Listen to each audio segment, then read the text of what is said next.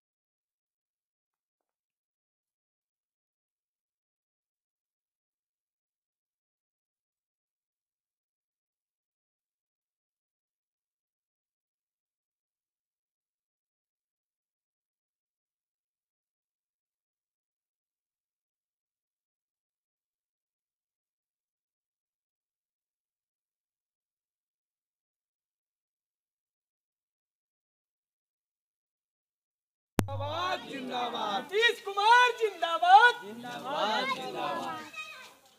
आइए बेटा दिखा दीजिए और गोल बना लीजिए और गोल बना लीजिए। ठीक आज हमारे साथ जो मौजूद हैं आपको हम इनका तारुफ करवा दें। तो सबसे पहले जो मौजूद हैं हमारे जो जदयू के नेता जनाब मोहम्मद नईम साहब हैं, जैसा कि आप देख सकते हैं, और जनाब मोहम्मद साद जाहिद साहब हैं 25 नंबर वार्ड के वार्ड आयुक्त, और भी उनके साथ में उनके जो जदयू के कार्यकर्ता और जो उनके समर्थक हैं और लोगों से आज हम जानने की कोशिश करेंगे कि जैसे जेडीयू में एक उत्साह का माहौल है, तो ऐसे में रणनीति क्या होने वाली है। नीतीश कुमार क्या सही में बीजेपी के साथ में मिलकर सरकार बनाने वाले हैं, या फिर जो जितना सीट आया है उसके हिसाब से किसी और खेमे में जाने की उनकी इच्छा है।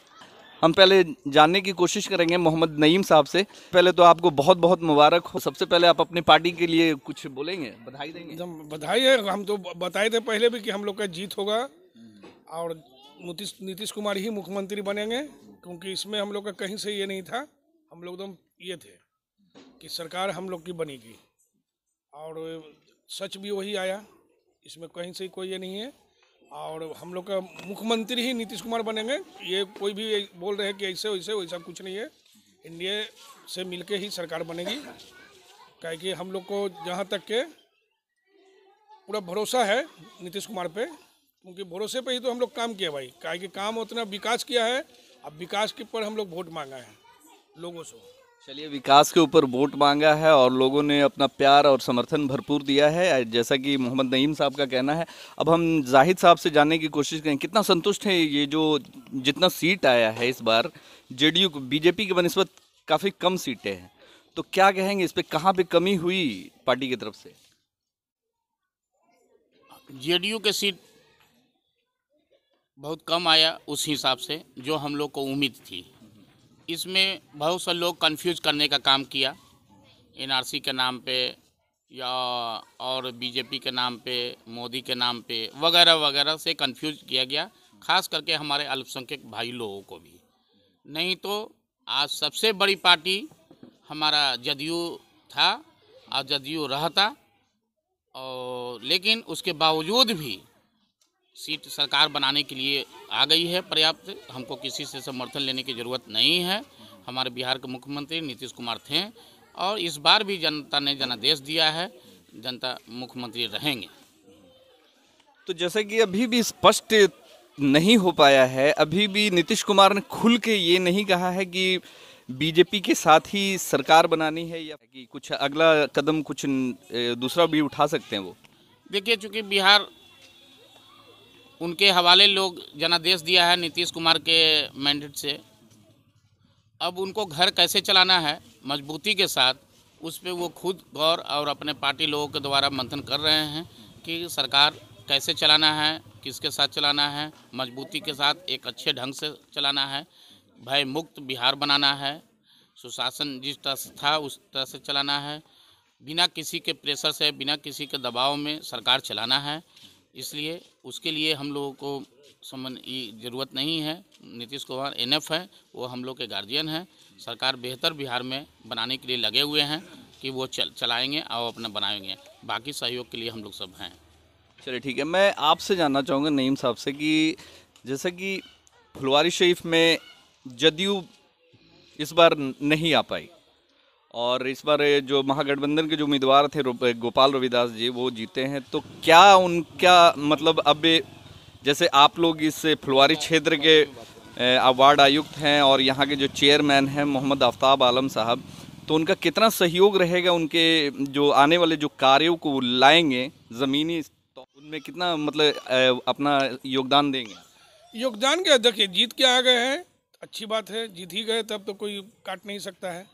कहे कि हम लोग भी सरकार में जीते हैं तब ना सरकार बना रहे हैं, तो वो काम तो करेंगे ही, और नहीं होगा तो फिर पब्लिक का काम हम लोग करेंगे। नगर परिषद है, नगर परिषद सरकार ही चलाता है, कोई हम आप नहीं चलाते हैं। हम लोग पार्षद हैं, वहाँ बैठते हैं, बोर्ड में रहता है, मगर पैसा या जो भी आता है वहीं से आता है।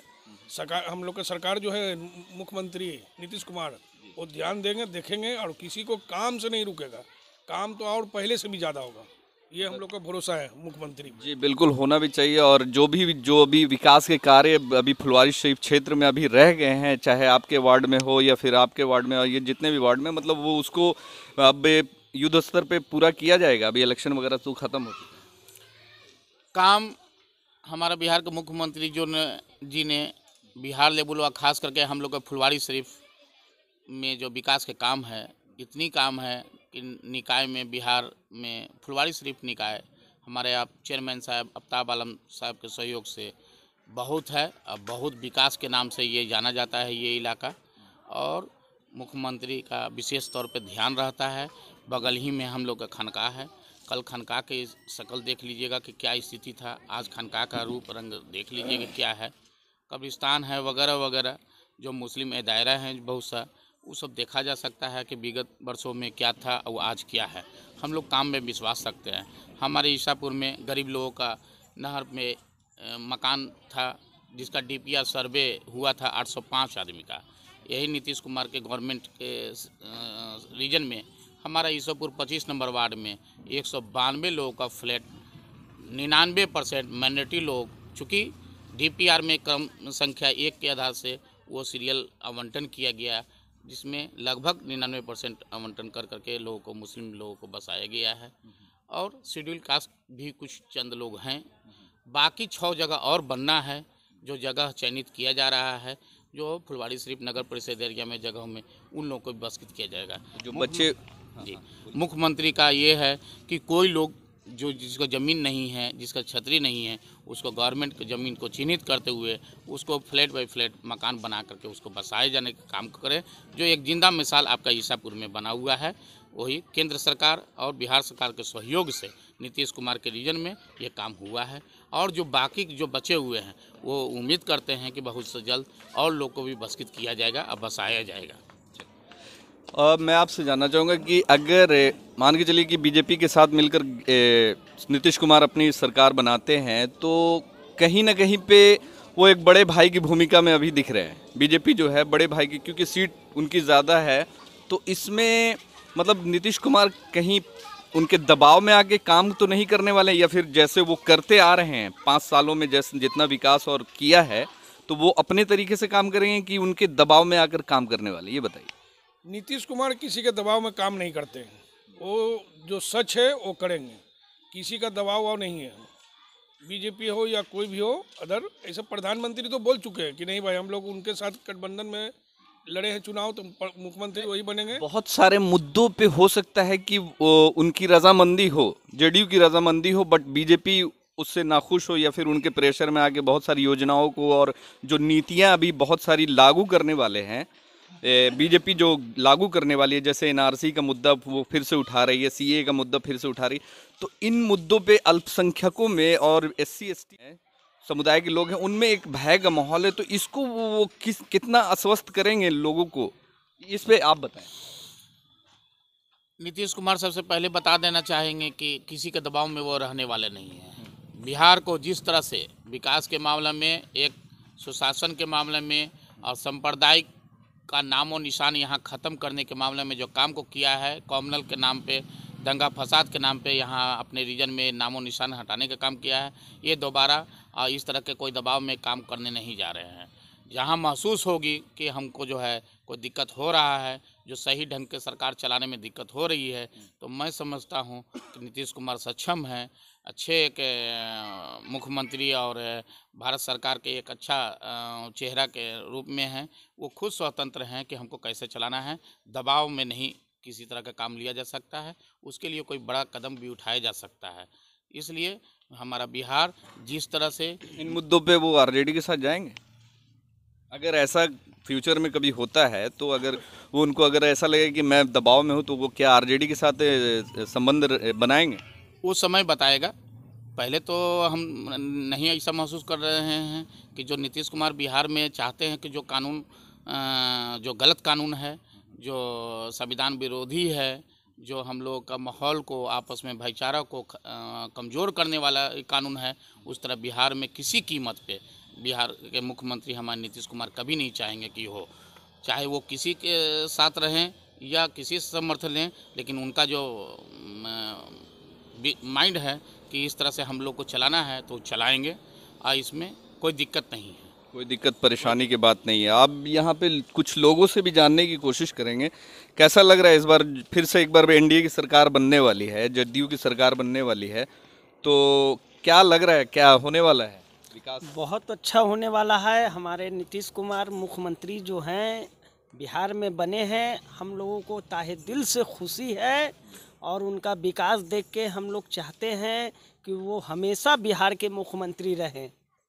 आप बताइए, क्या लग रहा है कि जो पिछले 15 सालों में सुशासन की सरकार रही, फिर से 5 साल और बनने जा रहे मुख्यमंत्री, तो क्या कैसा आपको लग रहा है? हमको तो लग रहा है कि नीतीश कुमार जी 15 साल रहे, और 15 साल में जो विकास का काम इन्होंने किया है, और जनता मेजॉरिटी को जो ये लेकर के साथ में खुशी खुशी चले हैं, तो इनसे अच्छा कोई मुख्यमंत्री नहीं होगा ये बिहार की पृथ्वी पर। मगर अब जो ये इलेक्शन जो हुआ है, कैसे ये नीतीश कुमार की सीट कम आई, जिसको हम नहीं बता सकते हैं। इतना अच्छा सज्जन मुख्यमंत्री कैसे इतना कम सीट ले गया, कहाँ पर इनका तेला बेला हुआ है। जनता तो इनका पूरा सहयोग किया, फुलवाड़ी से अंतिम जोर लगाया बिहार से, मगर ये क्यों इनका सीट कम आया, इसका कोई समझ में नहीं आ रहा है, अभी भी किसी को नहीं आ रहा है। अब रह गया बीजेपी अगर नरेंद्र मोदी जी का इतना सीट आया है, और नरेंद्र मोदी जी वादा किए हैं कि नीतीश कुमार को साथ लेकर के हम चलेंगे, और मुख्यमंत्री भी वही रहेंगे, तो मेरा मानना है कि ठीक है, आप साथ में लेकर के चलिए, मुख्यमंत्री उन्हीं को घोषित कीजिए, मगर काम जो बिहार की पृथ्वी के ऊपर में होगा, इसी मुख्यमंत्री के मर्जी से होगा। यानी आप पूरी तरीके से संतुष्ट हैं कि नीतीश ने अच्छा काम किया और आने वाले 5 सालों में और विकास का काम करे। और भी लोगों से जानते हैं यहाँ पे। आप बताइए, कैसा लग रहा है इस बार फिर से आपकी एक बार सरकार बनने वाली है, और एनडीए के आप कार्यकर्ता हैं, आपने झंडा भी पकड़ा, इसको खोल के थोड़ा दिखाइए, तो कैसा लग रहा है इस बार फिर से एक बार नीतीश कुमार बिहार में? बहुत बढ़िया, हम लोग को खुशी है कि फिर से नीतीश कुमार जी फिर से मुख्यमंत्री बनने जा रहे हैं, और एनडीए के सरकार में मिलके मुख्यमंत्री बनने से कोई खराबी बात नहीं है, काम भी अच्छा हुआ है। ऐसा बात नहीं, 15 साल से मुख्यमंत्री जी हैं, कोई काम ऐसा गलत नहीं हुआ, सब विकास का ही काम हुआ है। रोड, नाली, सड़क, ये सब का कोई चीज़ का कमी नहीं है जी। आप बताइए। मोहम्मद शरीफ। क्या जैसे यहाँ पे और युवा भी हैं, तो युवाओं के लिए इस बार नीतीश कुमार कुछ खास करने वाले हैं कि विकास है, जैसे रोजगार को लेकर और भी बहुत सारे मुद्दा को लेकर युवाओं के लिए क्या करने वाली सरकार, क्या उम्मीद लगाए बैठे हो? उम्मीद तो इस बार है कि सरकार कुछ ना कुछ तो करेंगे, क्योंकि नीतीश कुमार इस बार जीते हैं। जैसे 10,000 कुछ को घोषणा किए थे कि नौकरी देंगे। अगला 19 लाख 19 लाख एनडीए ने किया था, नीतीश कुमार ने नहीं किया था। एनडीए के बोल रहे हैं, तो वो काम अब नीतीश कुमार करेंगे। आप बताइए क्या होने वाला है, नौकरी मिलेगी? 19 लाख नौकरी मिलेगा? मिलेगा। नीतीश कुमार जी बहुत ही सज्जन और सही मुख्यमंत्री हैं बिहार के। युवाओं को रोज़गार तो मिलना ही है, बहुत सारे जगह पर भी सीट खाली, उस पर रोज़गार मिलेगा। नीतीश कुमार जी 5 साल में बहुत अच्छा काम करेंगे। तुम बताओ बाबू, क्या चाहते हो? युवा हो, क्या चाहते हो? आने वाली जो सरकार अभी जो शपथ लेने वाली, उस सरकार से क्या उम्मीद लगाओ? युवाओं के लिए क्या बेहतर कदम उठाए? सरकार तो ये बहुत दिन से पास से सरकार है, एनडीए के साथ ये 13.5 साल से सरकार चला रही है। बीच में 15 महीना ये आरजेडी के साथ है। ऐसी कोई नई बात नहीं है कि बीजेपी के साथ गई है, ये तो बहुत दिन से बीजेपी के साथ सरकार चल रही है। बीजेपी और जेडीयू मिलकर अच्छा काम भी कर रहा है। बात अभी का है कम सीट लाने का। अगर लोजपा अगर बीच में नहीं आती तो जेडीयू को उतना ही साथ देता जितना ऊपर से उखड़ा उठा। लोजपा बीच में टिकट काटा, चिराग पासवान कुछ बीच में किए कि हम बहुत बड़ा गेम चेंजर बन जाएंगे, नीतीश कुमार को जेल में करवा देंगे, बट खुद अब बेल के लायक नहीं छूटे। काफी राजनीति के बारे में काफी जानकारी है, तो क्या लगता है कि मतलब जो आने वाली 5 साल से जो सरकार जो चलने वाली है, पूरी तरीके से 5 साल चलेगी कि बीच में कहीं ना कहीं कुछ आगे क्या क्या होगा ये तो नहीं बता सकते हैं, लेकिन नीतीश कुमार अच्छा काम करें इसकी गारंटी सब लोग जानते हैं। और ये बस बिहार की नहीं, ये नीतीश कुमार की नहीं, पूरे बिहार की जीत है। जो आज लड़की को साइकिल मिला है, घर नल जल योजना, जो हर गरीब के यहाँ पानी पहुँचा है, गैस पहुँचा है, पाइपलाइन पहुँचा है, अकाउंट खुला है, कोरोना काल में प्रधानमंत्री जन धन योजना से पैसा मिला, ये सब की जीत है। ये सिर्फ नीतीश कुमार की जीत नहीं है, किसी के फेस पे किसी को वोट नहीं मिला, उनके काम की जीत है ये। और ऐसा ही काम चलता रहा तो वो कोई भी पार्टी करेगा वो जीतेगा। चलिए, युवा भी जागरूक हो चुके हैं और युवा भी नीतीश कुमार की तारीफ कर रहे हैं और काफ़ी ये एक चीज़ मोहम्मद जाहिद साहब से ये पूछना चाहूँगा कि यहाँ पे जो अभी युवाओं को में एक नशा को लेकर जो ज़्यादातर युवा अभी नशे के लत के आदी हो गए हैं और नशे के आदी के कारण वो बहुत सारे क्राइम और चोरी चकारी मारपीट जैसे अपराध पे उतारू हैं, तो उस पर जैसे कि फुलवारी क्षेत्र बहुत बड़ा है और प्रशासन अपने तरफ से, मगर प्रशासन के अलावा जैसे वार्ड काउंसलर हैं तो ये लोग यहाँ के नुमाइंदे हैं, तो इन लोगों की तरफ से क्या वैसे लोगों के लिए क्या कुछ कदम उठाएंगे?